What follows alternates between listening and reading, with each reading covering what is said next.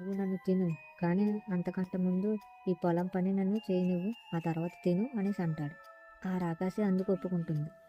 ఇక సుధీర్ పొలం పనులు చేస్తూ ఉంటాడు. అలా ఉదయం వరకు పని చేస్తూనే ఉంటాడు.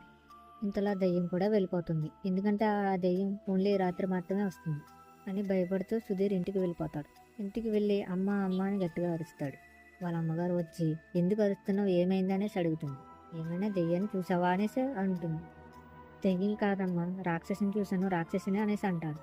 ఇంతలో వాళ్ళ అమ్మగారు నవ్వి నీకేమైనా పిచ్చి పెట్టిందా, రాక్షసిని నువ్వెలా చూసావు అనేసి అంటుంది. రాత్రంతా పనిచేసి అలసిపోయినట్టున్నావు అనేసి అంటుంది.